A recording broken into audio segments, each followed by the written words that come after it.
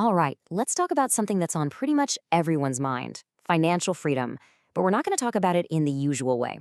We're going to dig into a real, actual path to get there, and it doesn't matter if you're starting from scratch. So let's just jump right in. Seriously, take a second. If the paycheck stopped coming in right now, how long could you last? A week? Maybe a month? A few years? Your honest answer to that question gets to the heart of what wealth really is. And spoiler alert, it's probably not what you think. Yeah, you heard that right. The real goal isn't just a giant number in your bank account. It's time. It's freedom. It's how many days you can wake up and live life completely on your own terms. So let's say your monthly expenses are about 3 grand, and you've got 9 grand saved up. Well, your wealth is 3 months. It's that simple. This is a huge mindset shift because it changes the game from just hoarding cash to building a system that actually buys you time.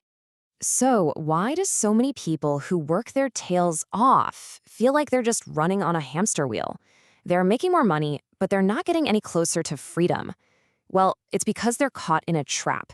And the way out is to understand how your money is moving, your cash flow. Okay, so look at the difference here. On the left, in a low-income situation, your job pays your bills, and that's it. The cycle ends there. But now look at the middle class pattern.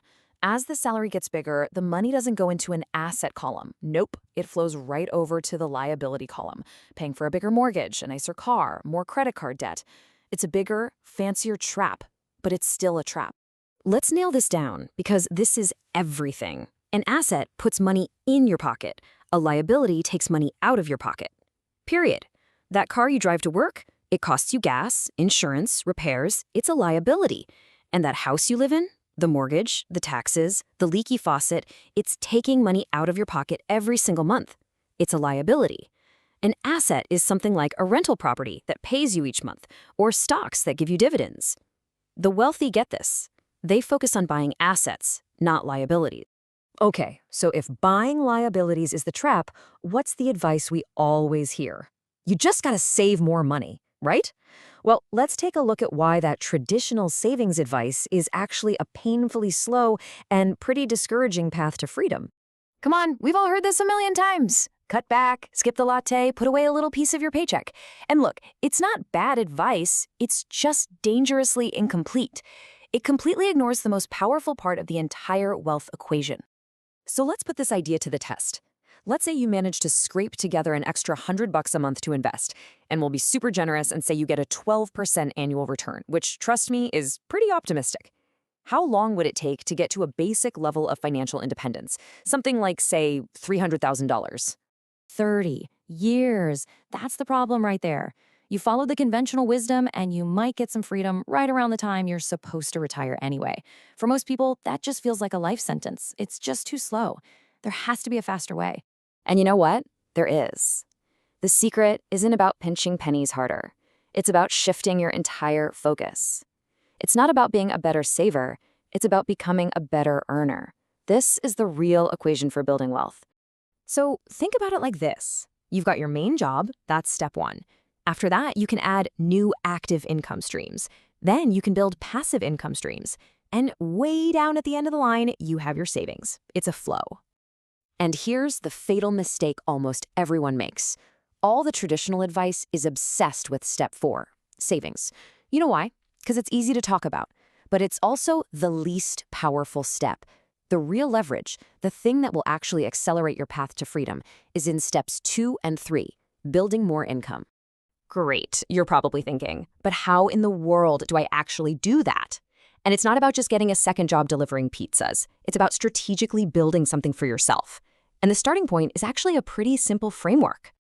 This right here is the sweet spot. Think of it like a Venn diagram. You've got one circle for the stuff you genuinely love doing, another for the stuff you're actually good at, and a third, crucial circle for what the world actually needs and is willing to pay for. Where those 3 overlap, that's your gold mine. That's where you build your new income engine. And look, today, the number of ways to build that engine is just insane. We're talking about real high-leverage skills. You could start an e-commerce brand, create videos or blogs about something you're passionate about, package your knowledge into a course. You could even offer freelance services using new AI tools. A lot of these can be started with next to nothing. All right, so now let's see what happens when we flip the script. What happens when we stop focusing on saving pennies and start focusing on creating dollars? This is where the magic happens. Remember our first calculation, saving $100 a month? It took 30 years. But what if by building one of those side income streams, you could boost your investment to $1,000 a month? Let's keep that same generous 12% return. How long does our journey take now?